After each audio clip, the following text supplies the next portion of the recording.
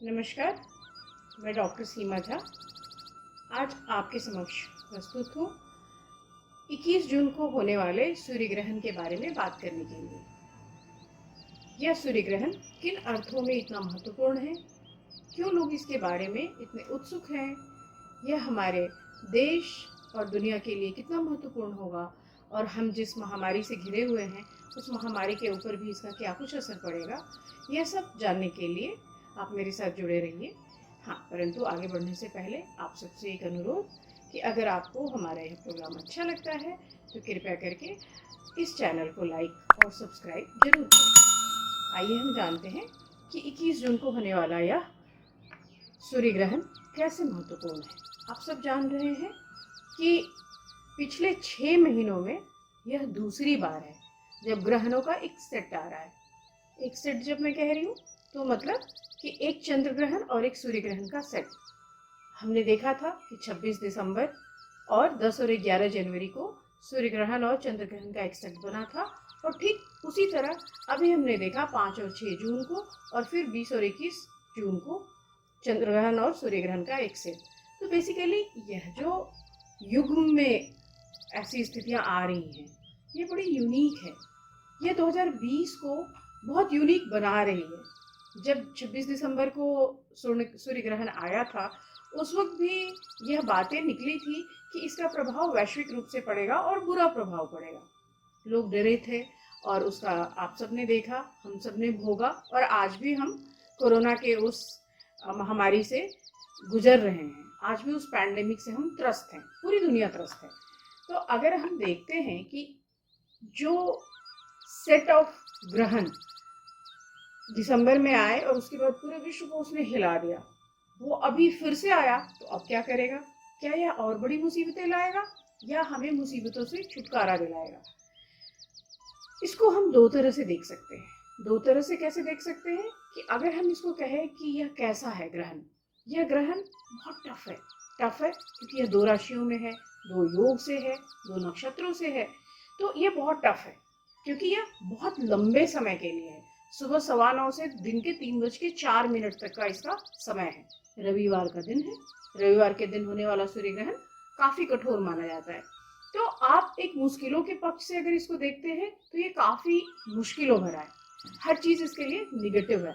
और इसके साथ साथ आप यह भी देखते हैं कि यह मिथुन राशि में हो रहा है, मतलब बुध की राशि।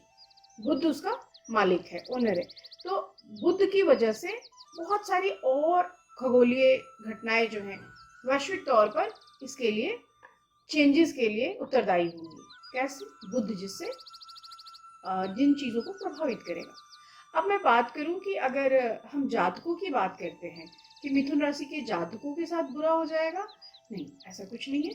मिथुन राशि के जातकों के लिए भी जीवन में कुछ बदलाव आएंगे, परंतु हम सिर्फ एक सूर्य ग्रहण के आधार पर नहीं कहेंगे। जैसे कि हम सब जान रहे हैं कि इसमें 6 ग्रह वक्री हो रहे हैं इस सूर्य ग्रहण में, जिसमें शनि, शुक्र, बुध, राहु, केतु, ये सारे वक्री हो रहे हैं। तो जब शनि, शुक्र, बुध सब हम कह रहे हैं तो इसमें हम शनि के वक्री होने की बात कर रहे हैं, और शनि जब भी वक्री होगा वो मिथुन राशि वालों को राजयोग बना देगा। तो इसलिए अगर आप पूरी चीजों को ओवरऑल डिफाइन करेंगे तो आप ऐसा नहीं कह सकते कि मिथुन राशि वालों के लिए बहुत खराब समय है।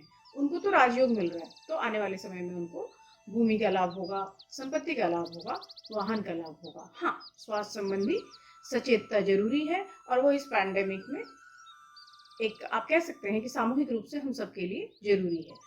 दूसरी चीज कि जो ग्रह इससे लाभान्वित होंगे। अब आपको याद होगा कि जो 2019 का सूर्य ग्रहण आया था 26 दिसंबर वाला, उसमें भी 3 राशियां बहुत फायदे में थी। और वो राशियां कौन सी थी? वो कर्क, कैंसेरियंस, वो धनु, सेजिटेरियंस, और कुंभ राशि। यानी ये 3 राशियां एक्वेरियस, सेजिटेरियस और कैंसेरियंस, ये तीनों राशि के लोग फायदेमंद थे। उस सूर्य ग्रहण से इन तीनों राशियों को बड़ा फायदा मिला था। अभी जो हो रहा है इसमें भी हम देख रहे हैं कि लगभग 4 राशियां बहुत अच्छा प्रभाव लेके जा रही हैं। जिससे मेष राशि को बहुत अच्छा प्रभाव मिल रहा है, उनको धन का लाभ होता दिख रहा है।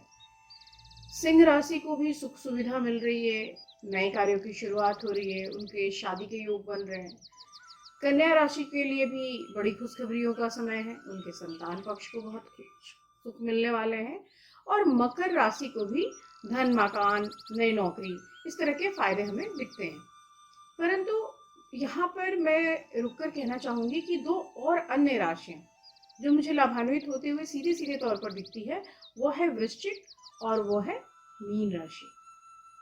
यहाँ हो सकता है कि मैं अन्य लोगों से थोड़ा मतभेद रखती हूँ, लेकिन मीन राशि में मंगल वक्री होकर जाकर स्थित हो रहा है, तो मीन राशि के लोगों के लिए भी यह समय उनके उन्नति का काल साबित होगा। और वृश्चिक राशि के लोगों के लिए भी यह समय उन्नति का होगा, क्योंकि उनके राशि का स्वामी भी मंगल होता है। अच्छा, दूसरी चीज और कि जैसे यह जो सूर्य ग्रहण है, यह काफी लंबे समय के लिए है, 6 आवर्स, जो सुबह 9:15 से शुरू हो रहा है संडे के दिन, और ये 21 जून के 3:00 तक रह रहा है। तो ये 6 घंटों का जो काल है, ये काफी लंबा है। जब इतने लंबे समय के लिए आएगा तो ऑफकोर्स इसका सूतक लगभग 12 घंटों पहले से आ जाएगा। तो रात के 9 बजे से, 20 जून के रात के 9 बजे से ही इसका सूतक लग जाएगा। अब बात है कि अगर हम कह रहे हैं कि सूर्य ग्रहण और इसका इम्पैक्ट, तो क्या कह रहे हैं, आपको हमें क्या बताने की जरूरत है कि आप कौन सी सावधानियां करें। सबसे पहली चीज, क्योंकि यह बुध की राशि में आ रहा है, तो आप बुध से संबंधित मंत्र करें। मैं अगर कस्टमाइज तरीके से भी कहूँ, तो जो लोग बुध से शासित हैं, जिनके कुंडलियों में बुध एक अच्छी स्थिति को दिखाता है, तो वो लोग खास तौर से, जहाँ पर जिनकी भी कुंडलियों में बुध स्वगृही है, आपके कार्य धंधे को दिखाता है, संतान को दिखाता है, आपका स्व को दिखाता है, वो लग्न में बैठा है, तो उन लोगों को बुध का मंत्र जरूर करना चाहिए। बुध का मंत्र, बीज मंत्र अगर आप ग्रहण काल में करेंगे तो निश्चित ही इससे आपको फायदा होगा। साथ ही आप सूर्य का मंत्र भी कर सकते हैं। सूर्य अगर आपके किसी अच्छे भाव में बैठा है, किसी अच्छी जगह पर जाके बैठा है आपकी कुंडली में, तो आप सूर्य का मंत्र भी कर सकते हैं। यह उन सभी लोगों के लिए समान रूप से फायदेमंद है जो लोग ये करना चाहे। सिर्फ ये ध्यान रखना है हमें कि ये हमें जो मंत्र करने हैं, इस समय हमें मूर्तियां नहीं छूनी है, हमें पूजा पाठ नहीं करना है, हमें सिर्फ नहाना है, नहाकर अच्छे कपड़े पहनने हैं और मंत्र करना है। आप सब जानते हैं, जैसे हमारे भारत में ग्रहण के समय में खाना भी मना होता है। हम लिक्विड्स लेने की बात करते हैं पर खाते नहीं। पहले के ज़माने में ऐसा माना जाता था कि जब सूर्य ग्रहण होता है तो उस समय कॉस्मोस में निगेटिव एनर्जी भर जाती है, और उस निगेटिव एनर्जी की वजह से बैक्टीरिया और वायरसेस जो हैं वो ज़्यादा एक्टिव हो जाते हैं। तो उस एक्टिवनेस से अपने आप को सेफगार्ड करने के लिए हम लोगों ने इसमें खाने की रोक रखी थी। तो चूंकि ये 6 घंटों से लंबा समय है, 6 घंटों का एक लंबा समय है, तो आप बच्चों, बूढ़ों और जो लोग बिना खाए नहीं रह सकते हैं, उसके अलावा अगर आप भोजन का त्याग कर सके तो काफ़ी बेहतर होगा। इसके अलावा जैसे हम कहते हैं ग्रहण आया, ग्रहण आया मतलब रोग आया, अशुभता आई, कुछ ना कुछ निगेटिविटी आई, तो वो निगेटिविटी कहीं ना कहीं तो दिखेगी। तो आप एज अ पर्सन उस निगेटिविटी को कितना फील करेंगे मुझे नहीं पता, पर आप वैश्विक रूप से या पूरे देश के रूप से, सामूहिक रूप से उस निगेटिविटी को फील करेंगे। और वो कैसे? क्योंकि जैसा आप सब जान रहे हैं कि 6 ग्रह वक्री हो रहे हैं, तो इसका प्रभाव होगा कि बड़े भूकंप आएंगे, जैसा इसके पहले हो भी रहा है।